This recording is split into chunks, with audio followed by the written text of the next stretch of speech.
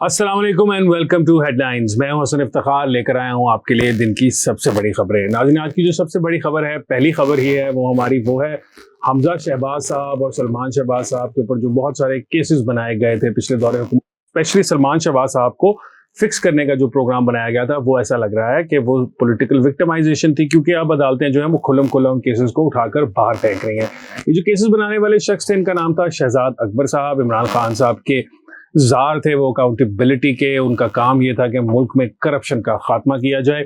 उनका नाम वैसे तो बहुत सारे बड़े बड़े स्कैंडल्स में पाकिस्तान में आ रहा है। आपने अलकादर ट्रस्ट के अंदर भी उनका नाम सुना होगा कि वो आदमी हैं जिन्होंने मलिक रियाज साहब से पैसे लेकर इमरान खान साहब को ये कागज़ दिया और कहा करवाना है। जो बैकग्राउंड इन्फॉर्मेशन हमारे पास अभी तक आ रही है उसके मुताबिक तो ये कहा जा रहा है कि जो शहजाद अकबर साहब हैं उन्होंने मलिक रियाज साहब से भी पैसे लिए। खैर, ये तो माजी की बातें हैं। ये वही माजी में बड़े बड़े दावे करते थे नवाज शरीफ साहब की करप्शन के बारे में, शहबाज शरीफ साहब की करप्शन के बारे में। शहजाद अकबर साहब, आज उनका एक नया ताज़ा बयान आया है जो कि हम सब के लिए बड़ा हैरानकुन है। उन्होंने ये कहा है कि नवाज शरीफ जो है वो बहुत अच्छे आदमी है। मतलब हैरत की बात है कि ये शहजाद अकबर साहब को ये बात इतने साल गुजरने के बाद क्यों याद आ रही है। और उन्होंने कहा कि असल में मसला जो था पिछली हुकूमत के अंदर वो थे जनरल बाजवा साहब। जी बिल्कुल, जनरल बाजवा साहब, वही जनरल बाजवा साहब जो इमरान खान साहब को लाने के लिए तैयारी उन्होंने की। उन्होंने लोगों को बताया, सहाफ़ियों के साथ मुलाकातें की और उन्होंने बताया कि पाकिस्तान चल नहीं रहा नवाज शरीफ साहब से, और अब हम एक नया ऐसा शख्स लेकर आ रहे हैं जो मुल्क को आगे लेकर जाएगा। इमरान खान की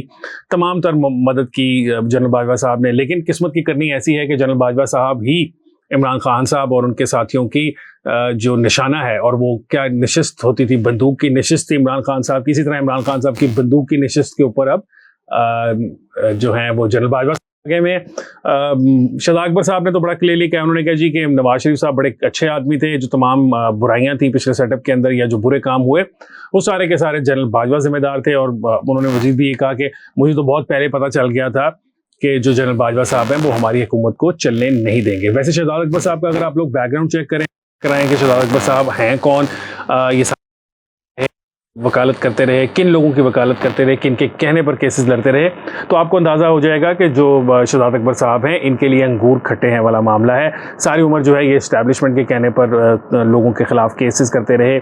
इस पोजीशन के ऊपर भी, अकाउंटेबिलिटी की जो पोजीशन थी जहाँ पर लोगों को रगड़ा लगाने के लिए उनको लाया गया था, वहाँ पर भी वो इस्टेब्लिशमेंट की बैकिंग से ही आए थे। लेकिन जो ये हुकूमत बदली इमरान खान साहब की, उनको पता चला कि इस्टेब्लिशमेंट के तेवर तब्दील हो गए हैं, तो उन्होंने पाकिस्तान से भागने में सबसे पहल की। अदालतें भी पाकिस्तान की अजीब हैं। एक ऐसा शख्स जिसके ऊपर बहुत सारे केसेस हैं, उसके वो नाम जब ईसीएल में डाला जाता है तो अदालतें कहती हैं कि आप इस नाम को निकाल दें। अदालतों ने नाम को निकलवा दिया और आज शहजाद अकबर साहब पाकिस्तान से बाहर बैठे लंदन में ठंडे मौसम के अंदर इस किस्म की बयानबाजी कर रहे हैं।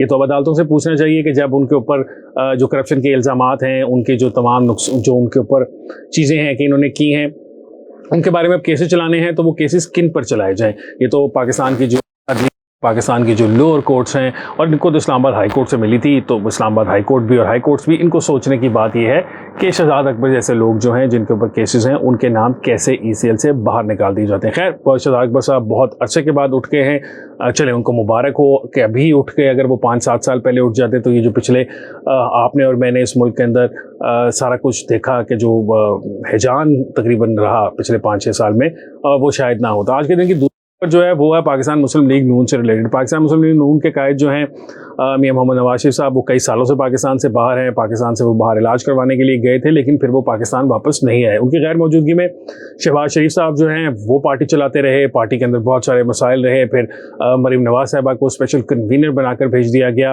कि जाकर वो पार्टी को चलाएँ। इससे पहले हम जानते हैं कि हमजा शहबाज साहब जो है वो ऑर्गेनाइजेशन लेवल पर पार्टी को चलाते थे। तो इस वक्त पाकिस्तान मुस्लिम लीग नून के अंदर पार्टी चलाने की जो पार्टी के अंदर ओहदे हैं, लीडरशिप है, उसका फुकदान सा नज़र आता है। सीने का है तो यकीनन मियां मोहम्मद नवाज शरीफ साहब हैं, लेकिन पाकिस्तान के अंदर कौन है, पाकिस्तान के अंदर जो उनके कारकुनान हैं, उनके जो एमपीए के टिकट होल्डर्स हैं, दीगर लोग हैं, वो किसकी तरफ देखें। इसके अंदर सबसे मज़े की बात आज अब ये हुई है कि मियां नवाज शरीफ साहब ने 3 ऐसे वफाकी उनके वज़रा हैं जो कि बहुत सीनियर वज़ीर हैं और बहुत ज़्यादा सीनियर लीडर्स हैं, उनको जो है वो अल्टीमेटम दे दिया है कि अगर तो वो पाकिस्तान मुस्लिम लीग नून की पार्टी लाइन, यानी कि जो पार्टी लाइन के मुताबिक मरीम नवाज साहबा जो नई कन्वीनर हैं, उनको फॉलो करते रहेंगे तो उनकी पार्टी में जगह है, वरना शायद मुस्तकबिल में आने वाले दिनों में उनके लिए पार्टी में कोई जगह नहीं है। बात इस तक नौबत यहाँ तक क्यों पहुंची उसकी वजह मैं आपको बताता हूँ कि वो ये है कि मियां नवाज शरीफ साहब ने आज से चंद माह कबल जब अपनी बेटी को कन्वीनर मुकर्रर किया था तो उन्होंने पार्टी की सीनियर लीडरशिप जो थी उसको ये बताया था कि अब हम पार्टी के अंदर नौजवानों को लाना चाहते हैं, नया खून लाना चाहते हैं।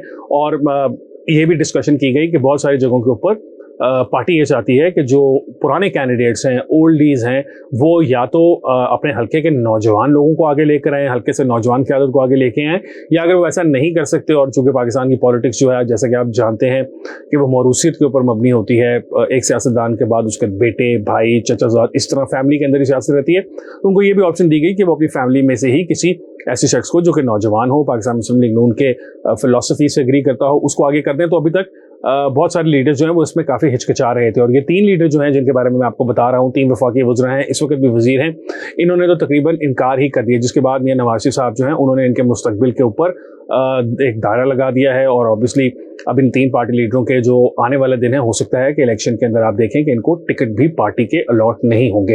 हैरत की बात है कि ऐसा इलेक्शन होगा जिसमें इमरान खान साहब जो हैं वो भी शायद बाहर हो जाएंगे और इस तरह बहुत सारे जो पुराने चेहरे हैं वो दीगर पार्टियों के अंदर वहाँ पर भी कोशिश की जा रही है कि उनको भी तब्दील किया जाए और उनकी जगह नए चेहरे लेके आए जाए, नया खून लेके आया जाए, ताकि पार्टी को आगे चलाया जा सके। आज के दिन की जो हमारी आखिरी खबर है वो है IMF प्रोग्राम से रिलेटेड। IMF का जो प्रोग्राम है वो अप्रूव हो गया, ब्रिज फाइनेंसिंग हमें मिल गई, 9 महीने के अंदर हमें 3-3.5 अरब डॉलर अमेरिका से IMF से आएंगे और उससे हमारी इकॉनमी जो है उसको काफ़ी हद तक सहारा तो मिला। लेकिन IMF ने जो इस डील को करने के लिए जिस तरीके से सारा कुछ प्रोसेस चलाया, जिस तरह दीगर सियासी जमातों के अलावा इमरान खान साहब से भी जाकर बातचीत की, और हमें जो हमारे सोर्सेज हैं वो ये बताते हैं कि इमरान खान साहब ने IMF से भी ये कहा कि आप लोग जो है ये अपनी जो पैसे हैं इनको इस बात से मुंसलिक कर दें कि पाकिस्तान के अंदर टाइम पर इलेक्शन होंगे।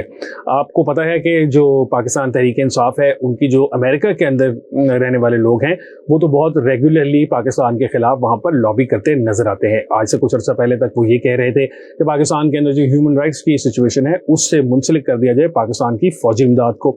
अब जो है वो IMF से कह रहे हैं इमरान खान साहब कि वो इंश्योर करें कि पैसे तब मिलेंगे इस हुकूमत को जब ये हुकूमत यकीन दहानी कराएगी कि टाइम पर इलेक्शन होंगे। हैरत की बात है, पाकिस्तान के मसाइल हैं, पाकिस्तान में सॉल्व करने हैं, मैंने और आपने और इन सियासतदानों ने मिलकर सॉल्व करने हैं। इसके अंदर अमेरिका या IMF का तो कोई लेना देना नहीं।